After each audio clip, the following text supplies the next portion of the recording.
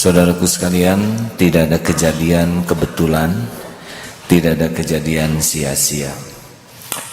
Cerita hari ini banyak hal yang luar biasa di dalam menghadapi hari, betapa presisinya seluruhnya. Hari ini tugas selain di pesantren Serua pagi, juga mengantar anak, ngurus anak yang mau ujian. Alhamdulillah selesai pagi hari. Sesudah itu harus berangkat ke Trans Studio untuk syuting 5 episode. Harusnya jam 10, tiba-tiba di perjalanan mendengar informasi studio sedang dipakai sehingga ditunda selama 1,5 jam. Pada saat yang sama di jalan itu ada saudara yang sakit, yang harus pindah rumah sakit dari rumah sakit otak ke rumah sakit Darmais. Jadi gara-gara ditunda, beloklah ke rumah sakit yang sudah dekat. Dan yang sulit itu tiba-tiba menjadi mudah karena perlengkapannya siap untuk ceramah. Jadi masuk ke rumah sakit, mulai dari parkir disediakan, satpam mempersilahkan, bahkan sampai dirutnya juga turun menyambut, padahal bukan saya pasiennya. Alhamdulillah berkah dimudahkan sehingga daftar bisa. Karena sakitnya sakit tumor otak. Jadi saudara ini diuji dengan sakit tumor otak, ada 3 tumornya. Dan ini pun ternyata sekunder, artinya tumor primernya di tubuh yang lain dan efeknya ke otak. Selama berdialog dengan dokter, perawat dan pasien, Masya Allah, ada yang 3 tahun sudah diambil ginjalnya karena ada tumor di ginjalnya. Darmais ini rumah sakit kanker. Jadi di sana tuh melihat begitu banyak orang sakit kanker. Ada kanker ovarium, ada kanker payudara, kanker getah bening, paru-paru, macam-macam sekali. Maha suci Allah yang memperlihatkan betapa mahalnya itu sholat sehat itu. Karena satu kanker bisa 25 kali ada di sinar, ada di operasi, ada di kemoterapi. Masya Allah, banyak yang pakai masker. Kenapa? Karena sudah di kemoterapi, maka daya tahan tubuhnya rontok, lemah sekali, harus menjaga diri dari serangan virus. Duduk di sana hampir 1,5 jam dan mendapat penjelasan dari dokter. Masya Allah, betapa manusia itu lemah sekali. Ada yang tidak menduga, datang ibu-ibu sesudah suaminya meninggal, selalu sedih, akibatnya kanker juga, daya tahan tubuh melemah. Maka nasihatnya, jangan sedih, jangan sedih, jangan terlalu mencintai orang. Kita mencintai dia, dia belum tentu mencintai kita. Tiap datang nasihat, pokoknya mah gembirakan hati, banyak berzikir. Masya Allah, Masya Allah. Ada yang datang dari Jambi, ada yang datang dari Palembang, datang dari Jawa, ada yang jauh sekali datang hanya untuk mengobati kanker. Dan rata-rata tidak menduga. Ada yang masih umur 3 tahun sudah kena. Dan kanker ganas itu luar biasa, hadirin. Kankernya di sini, otaknya bisa menutup. Kalau otak kanan terserang, yang kiri yang tidak bisa bergerak. Hanya untuk membetulkan kancing saja tidak bisa. Hanya untuk menyentuhkan tangan ke sini saja sudah tidak bisa kena. Kita gatal begini, nah seperti barusan gatal. Itu nikmat luar biasa, bisa menyentuh tempat yang gatal.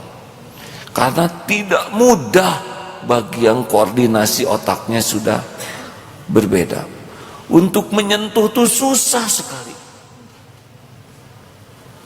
Kita jarang mensyukuri. Bisa gatal begini, nah bisa begini, garuk hidung. Kalau salah perintah bisa garuk-garuk meja. Benar-benar kita suka melupakan nikmat sehat ini. Nikmat sehat itu luar biasa mahalnya. Oh, ratusan juta hadirin. Selain ratusan juta juga fisiknya drop. Dan kalau mendengar dirinya sudah kena kanker, itu secara psikologis berat sekali mentalnya. Saya kena kanker, itu berat. Apalagi kena kanker ganas, itu jauh lebih berat. Apalagi ketika tahu pengobatannya berat, harapan hidupnya sedikit, biayanya mahal. Benar-benar ujian yang berlapis-lapis. Tapi bagi yang kuat imannya, ada yang tenang saja. Semua ini pasti yang terbaik dari Allah. Tidak pernah Allah berbuat buruk kepada hambanya. Ini pasti karena kasih sayang Allah kepada saya. Dunia hanya mampir sebentar saja. Sakit tidak ada kaitan dengan mati. Mati itu sudah ditetapkan ajalnya. Sakit adalah ujian bagi saya. Dan nikmat. Ini jadi penggugur dosa. Ada yang tenang saja. Kebetulan saya sempat masuk ke IGD-nya. Aduh, itu ruangan gawat, instalasi gawat darurat. Lihat ke sana tuh, nafas aja berat. Kita nafas bebas, ringan. Karena kanker yang terberat itu kanker paru-paru. Kalau sudah paru-paru terserang, nafas susah, sakit, Masya Allah. Kita nafas gratis, mudah, tetap saja mengeluh. Padahal bisa nafas ini nikmat yang luar biasa. Sesudah syuting, pas selesai syuting, kembali lagi ke rumah sakit. Alhamdulillah bisa membantu pengurusan. Jam 4 berangkat ke sini karena memang mengejar pada Isya di sini. Izin Allah 7:30 sampai di sini. Padahal di jalan macet, ada perbaikan, tapi kalau Allah mau, alhamdulillah hari ini sempurna, bisa melaksanakan semua kewajiban. Walaupun banyak kejadian yang tidak diduga, diundur, ternyata diundur itu yang membuat jadi ada hikmah. Kalau tidak diundur, sulit bertemu dengan para pimpinan di rumah sakit. Penampilan begini ternyata memudahkan urusan, ya. Memang capek, pengen dipotret semuanya, ya. Dari pasien sambil merem-merem juga potret, Alhamdulillah. Ada yang menarik. Anak kecil pasien ini 3 tahun umurnya. Ginjalnya sudah diambil, sudah dikemo berkali-kali. Tinggalnya di Sumatera, pulang pergi Sumatera, Jakarta. Bapaknya baik, bapaknya itu sayang sekali ke anaknya. Anaknya lucu, gemuk, sehat, tinggi, umur 3 tahun gitu. Tapi sebetulnya sudah menjalani berat sekali penderitaan. Sampai kata dokternya juga, aduh kalau sudah mengobati anak tuh hati kami tercabik-cabik. Sudah dia senang dipotret gitu, pergi lama-lama balik lagi bawa coklat, terima kasih katanya. Saya jarang tuh dipotret dikasih coklat. Yang dipotret banyak yang ngasih coklat anak 3 tahun. Ternyata senang gitu. Kalau orang bisa berterima kasih itu, ya Masya Allah, Masya Allah. Nah hadirin, tidak ada yang kebetulan, tidak ada yang sia-sia. Setiap kejadian adalah ilmu. Setiap kejadian ada hikmahnya. Setiap kejadian adalah ladang amal. Sayang sekali kalau hari melewati begitu banyak kejadian, ketemu dengan orang begitu banyak, dan kita tidak dapat ilmu apa-apa, tidak dapat hikmah apa-apa. Harusnya ditafakuri. Setiap ketemu orang senang atau susah, ditafakuri. ketemu anak, ketemu yang baik, ketemu yang licik, ketemu yang sopan, ketemu yang tidak sopan, ketemu yang sehat, ketemu yang sakit, yang nolong, yang tidak mau nolong, semuanya ilmu bagi kita. Karena tidak ada pertemuan kebetulan, tidak ada pertemuan kebetulan, semuanya sudah diatur Allah dan pasti ada hikmahnya. Termasuk saat ini, yang tidak bakal dapat ilmu dia keluar saja begitu, padahal insya Allah ilmu ini manfaat. Benar? Ilmu seperti ini rada susah dibaca. Ini ilmu adalah ilmu yang benar-benar dirasa. Nah, mudah-mudahan mulai saat ini kalau ada kejadian jangan dulu kecewa, karena boleh jadi di balik kejadian itu Allah menyimpan kejadian-kejadian. Suatu saat di Mekah tiba-tiba ada seseorang ngasih buku, Pak, ulamanya tidak ada, dikirim oleh santrinya. Judulnya ditulisnya begini: di balik kegetiran tersimpan hamparan anugerah.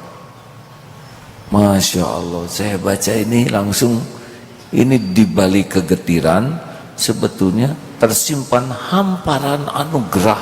Hamparan itu kan, dan disebut anugerah. Di balik kegetiran tersimpan hamparan anugerah. Masya Allah.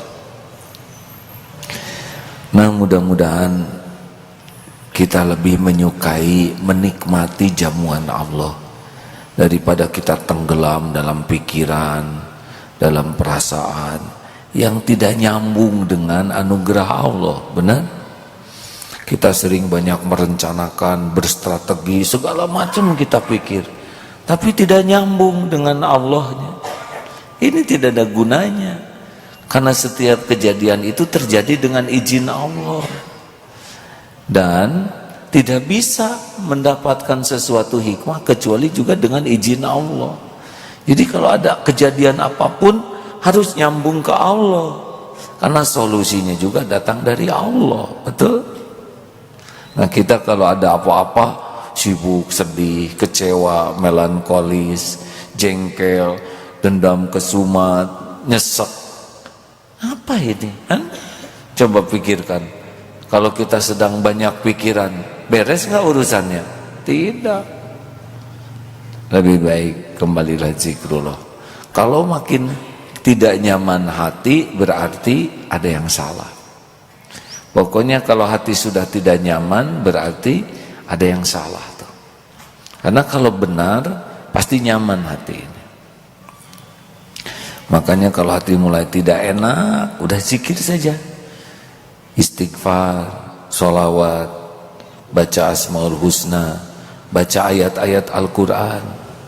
Qul la yusibana illa ma kataballahu lana huwa maulana wa 'alallahi falyatawakkalul mu'minun. Katakan sekali-kali tidak akan menimpa kami kecuali apa yang sudah ditetapkan Allah untuk kami. Dialah maula kami, pelindung kami, dan kepadanya lah kami bertawakal. Coba itu zikir itu. Ada kepahitan, ma asaba min musibatin fil ard wala fi anfusikum illa fi kitabin min qabli an nabra'aha inna dzalika 'alallahi yasir. Tidak ada satupun musibah yang menimpa di bumi ini maupun pada dirimu kecuali sudah tertulis di kitab Lauh Mahfuz, kitab yang nyata sebelum kami mewujudkannya. Inna dzalika 'alallahi yasir. Dan yang demikian itu mudah bagi Allah, agar kalian tidak terlalu berduka terhadap apa yang luput darimu dan tidak terlalu bergembira dengan apa yang Allah berikan kepadamu. Sesungguhnya Allah tidak menyukai orang yang sombong lagi membangga-banggakan diri. Tuh, itu juga zikir, ya. Kalau kita sedang sedih sekali, alladzina idza asabatkum musibah qalu inna lillahi wa inna ilaihi raji'un. Ketika ditimpa musibah, dia berkata, sesungguhnya kami semua milik Allah, Kami semua kembali kepada Allah. Ulaika alaihim sholawatun min rabbihim wa rahmah wa ulaika humul muhtadun. Mereka itulah yang mendapatkan hamparan keberkahan yang melimpah, limpahan kasih sayang Allah dan petunjuk dalam hidupnya. Asal sabar. Nah hadirin sekalian, jadi mendingan zikirlah kalau sedang menekan di hati, ya. Istighfar saja. Kalau saudara ada yang memaki-maki di jalan, dah lebih baik istighfar. Pasti ini karena dosa saya. Ma asabaka min hasanatin faminallah wa ma asabaka min sayyiatin famin nafsik. Tak ada satupun karunia yang datang kecuali datang dari Allah, dan tak ada bencana yang menimpa kecuali karena kesalahan diri sendiri. Terus itu zikir, hadirin. Enak. Daripada kita pusing segala dipikir, kembali ke Allah. Nanti Allah yang akan mengatur. Hati dibuat tenang, biasanya itu prosedurnya. Hati dibuat tenang, pikiran dibuat jernih, hikmah dibuka.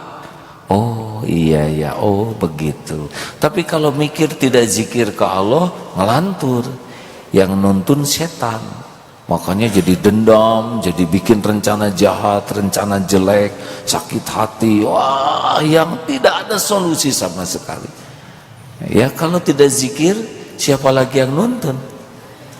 Makanya kalau sedang nyesek, bingung, sakit hati, kecewa, pilihannya adalah cuma satu, zikrullah ta'ala.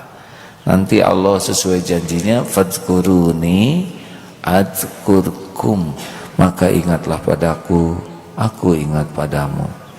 Hati tenang, pikiran jernih, hikmah dibuka, ilmu dituntun, kita akan ketemu denganmu. Kejadian orang yang benar-benar diatur oleh Allah, sempurna, presisi. Tidak ada yang tertukar, tidak ada yang meleset, tidak ada yang bisa menghalangi, tidak ada yang bisa mempercepat, tidak ada yang bisa menolak. Innama amruhu idza arada syai'an ayyaqula lahu kun fayakun. Maka teruslah berdoa, ya hayyu ya qayyum birahmatika astaghits wa aslih li sya'ni kullahu wala takilni ila nafsi tarfata ain. Rabbana atina min ladunka rahmah wa hayyi lana min amrina rasyada. Taqabbal minna ya Allah. Allahumma shalli wa sallim wa barik ala sayyidina Muhammad wa ala alihi wa ashabihi ajma'in. Ya Allah, Allahumma aftah lana hikmatak wansur alaina rahmatak ya dzal jalali wal ikram. Ya Allah, bukakan hati kami agar bisa melihat hikmah di balik takdir apapun, kejadian apapun yang Engkau tetapkan. Ya Allah, Allahumma aftah lana hikmatak wansur alaina rahmatak, dan tolong kami dengan curahan rahmat-Mu ya Allah. Jadikan kami menjadi ahli zikir padamu. Allahumma a'inna ala zikrik wa syukrik wa husni ibadatik. Tolonglah kami agar menjadi orang yang selalu ingat padamu, selalu bersyukur atas sehalus apapun karunia-Mu, dan golongkan kami menjadi ahli ibadah yang baik, yang benar, yang istiqomah. Berkahi majlis ini ya Allah. Rabbana atina min ladunka rahmah wa hayyi lana min amrina rasyada. Rabbana atina fid dunya hasanah wa fil akhirati hasanah wa qina adzabannar. Amin.